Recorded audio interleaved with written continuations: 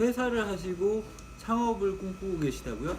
식당 창업하시기 전에 꼭 염두해 두셔야 될 몇 가지를 소개해 드립니다. 안녕하세요. 쌀국수 파는 김 사장입니다. 2월인데 날씨가 되게 좋아요. 2월이 이렇게 좋아도 되나? 너무 봄이 빨리 찾아온 것 같아요. 덕분에 오늘도 저희는 승리했습니다. 1시간 반 동안 100분이 오셨어요. 네, 저희는 봄, 가을 때가 정말 제일 바쁘고 장사가 잘 되는 시즌이에요. 어쨌든 오늘의 주제에 대해서 얘기를 해볼게요.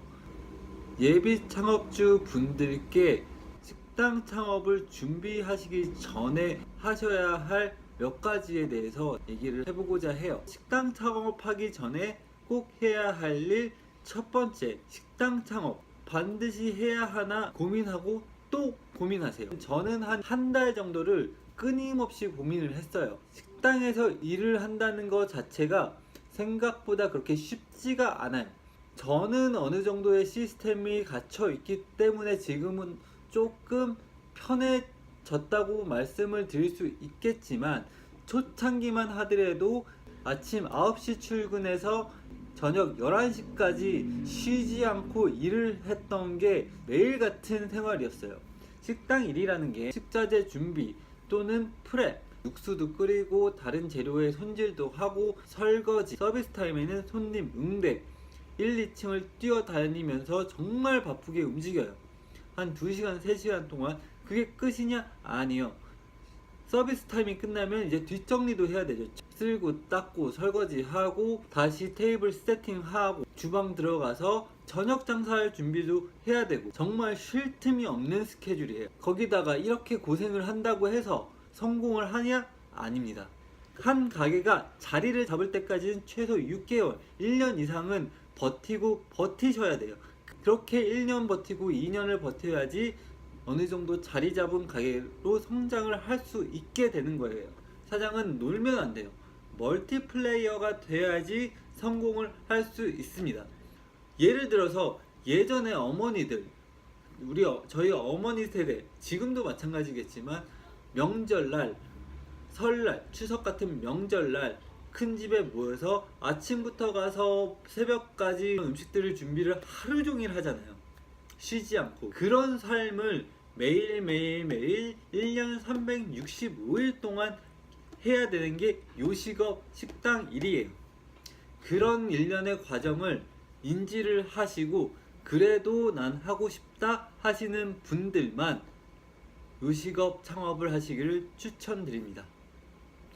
두 번째, 그렇게 자신감을 갖고 이제 식당 창업을 하시고자 마음을 먹으셨다면 해야 할 일 두 번째, 요식업 생태계, 식당 운영에 대해서 공부를 하자. 저 같은 경우에는 책을 10권을 샀어요. 성공하신 분들 또는 실패하신 분들에 대한 이야기를 듣고 싶어서 들을 데가 없으니까, 그때는 지금처럼 유튜브가 이렇게 활성화되어 있지 않은 상황이었기 때문에 정말 많은 책들을 봤던 것 같아요. 일본에 굉장히 유명하신 분이에요. 이름은 까먹었는데 장사의 신이라고 하는 책이 있어요. 그 책에서 이분께서는 작은 이자카야부터 시작해서 지금은 일본 전역의 이자카야 및 여러가지 매장을 운영을 하시는 분이에요. 이분한테 장사에 관련해서 많은 노하우를 배우게 됐죠. 손님 응대부터 배려하는 자세까지. 또 백종원님의 책도 여러 권이 있어요. 다들 아시다시피 백종원님은 한국에서는 네노라는 장사의 신이시죠. 그때 당시까지만 해도 백종원님이 이렇게 TV 많이 나오고 그러시진 않으셨어요.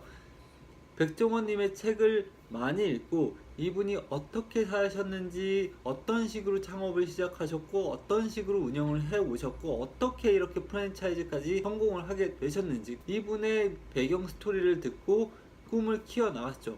그리고 당연히 식당 운영에 대해서 조금은 알게 됐어요. 이렇듯 여러분들도 식당 창업을 하고 싶으시면 반드시 책을 읽던 유튜브를 보든, 제가 지금 좀 도와드리려고 이렇게 영상을 찍는 것처럼 많은 분들의 이야기를 듣고 한번 요식업에 관련해서 공부를 해보시는 것도 좋습니다.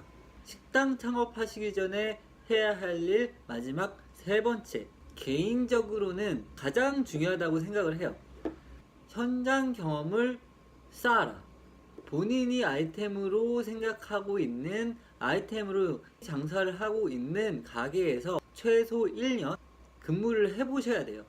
왜냐면 식당 일이라는 게 생각보다 쉽거나 간단하지가 않아요. 간단하게 얘기해서 설거지나 홀 서빙 같은 부분도 노하우가 없으면 굉장히 어려운 부분이에요.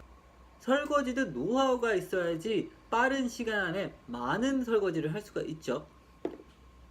예를 들어서 집에서 두세 식구가 먹었던 음식을 치우는 일, 설거지를 하는 거는 정말 간단하게 할 수 있는 일들이에요.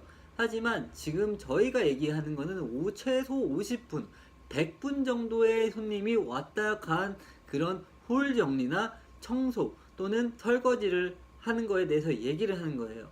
짧은 시간 안에 많은 일들을 해야 되기 때문에 이것도 빨리빨리 할 수 있는 노하우가 없다면 정말 오랜 시간을 끌게 되는 거죠. 오랜 시간을 끌다 보면은 이제 다른 분들에게 피해를 주는 일이 되는 거죠. 서빙 같은 경우에도 마찬가지로 1번부터 10번까지 주문이 들어왔는데 3번에 나갈 음식을 5번에 나왔다, 6번에 나왔다, 아니면 주문을 받았는데 누락을 시켰다. 초보 장사꾼들이 누구나 겪을 수 있는 상황들이에요. 아직까지 저도 그런 실수를 간혹가다 하기는 하는데 저는 노하우가 있기 때문에 빨리 대처가 가능해요. 하지만 골목식당에서도 보면 그렇잖아요. 조그맣게 작게 장사를 하는 사람들한테 테스트 겸 이제 물밀듯이 손님을 집어넣어 주면 정말 대응하기가 많이 힘들게 돼요. 그런 것도 이제 경험이 쌓이다 보면 금방금방 할 수 있는 게 요식업 일인데, 경험이 없이 다른 식당에서 일해보지 않은 상황에서 식당 창업을 하게 되면은 생각보다 녹록치 않은 게 현실이에요. 그런 준비 과정이 없는 상황에서 창업을 하시게 되면은 오픈빨로 반짝하고 손님들이 우르르 들어오시겠지만 금방 서비스가 부족하다는 거, 맛도 부족하다는 거, 전체 흐름이라는 게 있는데 그 흐름이 부족하다는 걸 느끼신 손님들은 다시 충성 고객으로 돌아오시지 않을 거예요. 너 요리 맛있게 잘하잖아, 식당 창업해봐, 이 말만 듣고 하시는 분들은 집에서 3인분, 4인분, 최대 5인분의 음식을 만드는 거하고 50인분, 100인분, 200인분 만드는 거하고는 조리 과정부터가 달라요. 준비 과정부터 조리 과정까지 모든 게 달라요. 이런 것도 다 노하우가 필요해요. 창업하시기 전에 다른 식당에서 근무를 해보라는 게 이런 모든 노하우를 배우기 위해서 제가 이렇게 추천을 드리는데요.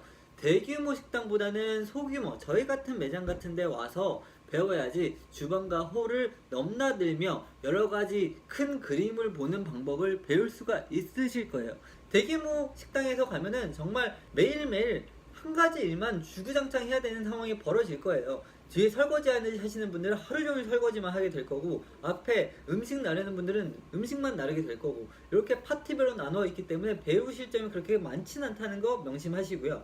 반드시 소규모 식당, 저 한 두세 분, 네 분 이렇게 작은 식당에서 근무를 해 보셔야지 일도 빨리 배우고 전체 가게의 흐름, 시스템 같은 걸 배우게 돼요. 반드시 이건 정말 중요한 부분입니다. 창업하시기 전에 꼭 1년, 2년 돈이 중요한 게 아니잖아요.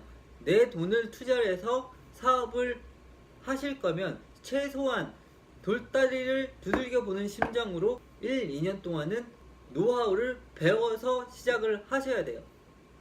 오늘은 식당 창업을 실질적으로 준비를 하시기 전에 가장 먼저 해야 할 일들 세 가지에 대해서 얘기를 해봤는데요. 저 또한 그렇게 준비를 했었고, 저 같은 경우에는 컨텐츠들이 그렇게 많은 상황이 아니었기 때문에 책을 보고 했고, 고민을 했고, 또